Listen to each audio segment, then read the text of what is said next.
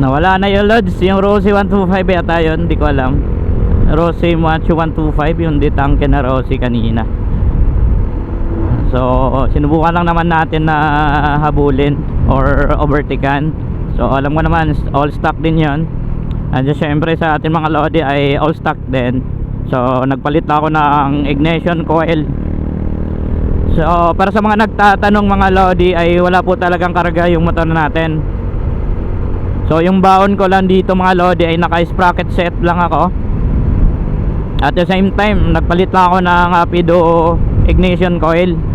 So tapos naka check and pipe lang po ako mga Lods. Yung stainless lang na check and pipe. So medyo magaan lang yung check and pipe mga Lodi.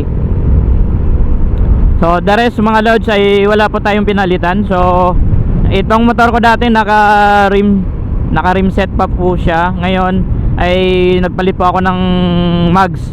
So medyo mabigat po ang mags mga Lodi.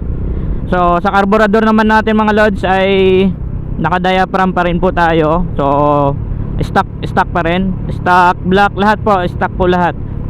So yung oil naman na ginagamit natin mga Lodi ay semi-synthetic, yung R9000 na Suzuki oil. So yun lang po yung ginagamit kong oil no sa long rides. So napaka-smooth sa makina mga Lodi no, napaka-solid. So yung power, yung kuryente talaga mga Lodi ay parang lumakas nung pinalitan ko ng Rapido ignition coil. So talagang pag binirit mo siya mga Lodi ay sasabayan ka talaga yung lakas. Syempre malakas na rin po kumain ng gasolina natin.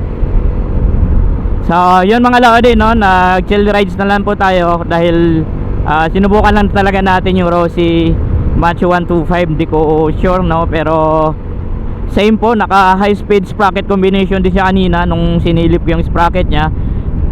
So nga lang kapag nandun sa may patag nung sinundan ko siya ay may napansin ako dun sa motor nya no. So kapag medyo ano na mabilis na yung takbo, siguro mga 80, ay naririnig yung pipe nya na pumupugak yung motor nya. So parang nagli-limiter mga Lodi.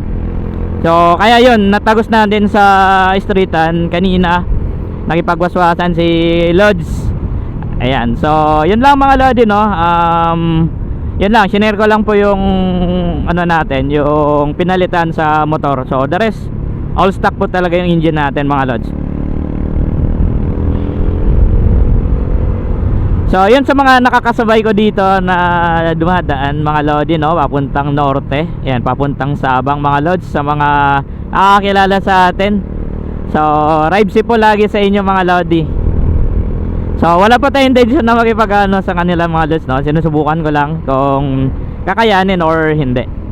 So ayan, shoutout pa rin sa lahat ng mga Rossi users. Ayan, napaka-solid po ninyo mga Lods.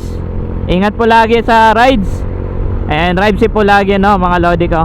Yan lang mga Lodi, ingat po.